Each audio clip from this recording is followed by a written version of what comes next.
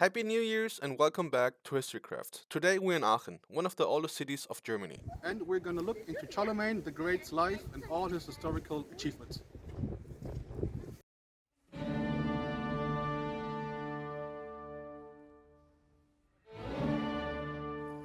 Born in the year 748, Charlemagne was not only king of the Franks, he was also king of the Lombards and became later emperor of the Holy Roman Empire. Nächste Station Köln Hauptbahnhof. Our journey starts in Cologne, where we would take a regional express train to Aachen. The train ride just takes a little bit more than 1 hour, which makes it a nice day trip. It is also the westernmost city of Germany. The first railroad track was established here in 1841 between Cologne and Aachen, so the exact same way we just went. The building itself opened in 1905. Aachen is also known for its famous Printen, which is a special type of Lebkuchen. It's similar to gingerbread. The Marschiertor is one of the old city gates. It dates back to the 13th century.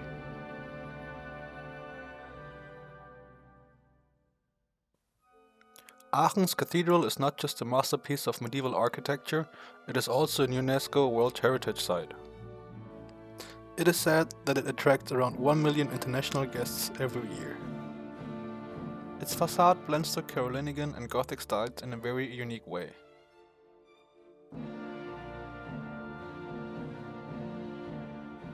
Charlemagne played a pivotal role in the construction of the cathedral during the 8th and 9th century. Originally known as the Palatine Chapel, it was part of Charlemagne's palace complex in Aachen.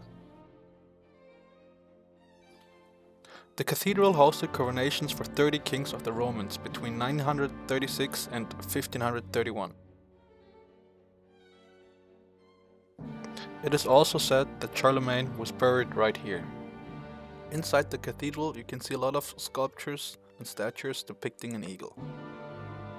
The Holy Roman Empire envisioned itself as a dominion for Christendom. Continuing the traditions of the ancient Roman Empire was characterized by strong papal authority.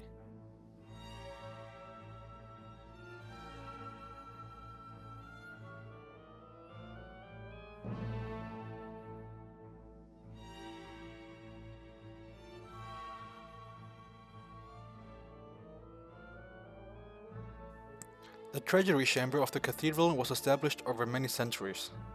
The treasures in here are reflecting the significance of the cathedral, both as a site of religion but also as a center of power.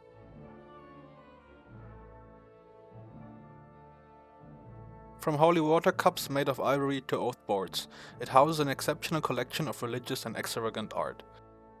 If you wanted to become an emperor back in the days, you had to read that oath from this table here.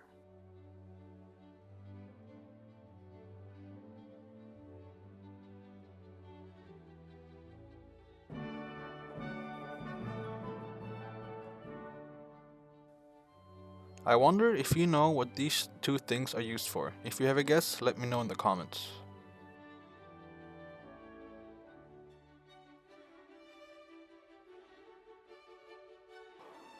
This is the Cross of Lothar. Behind it is the oldest intact medieval door there is to date. Some people say there is still a piece of Charlemagne's skull cap inside this bust. In here we have his ulna and spoke.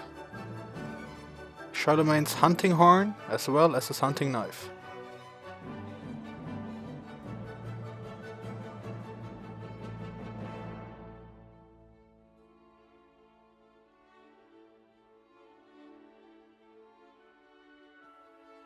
In here we have another bone. There were so many artifacts inside the Treasury Chamber that I'm gonna do a small compilation for you.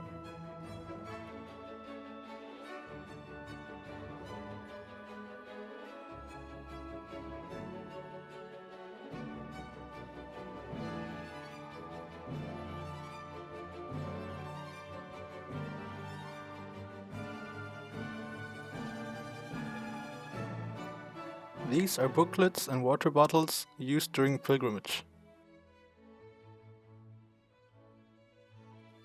A piece of the Holy Lands apparently is in here.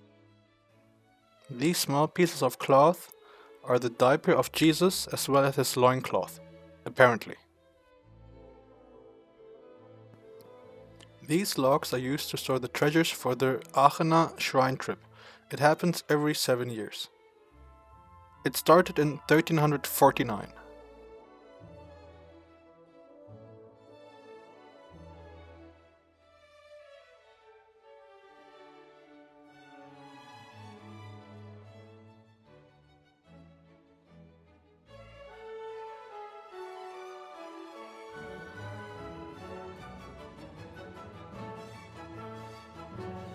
Charlemagne, also known as Karl der Große in German, was born in the year 748.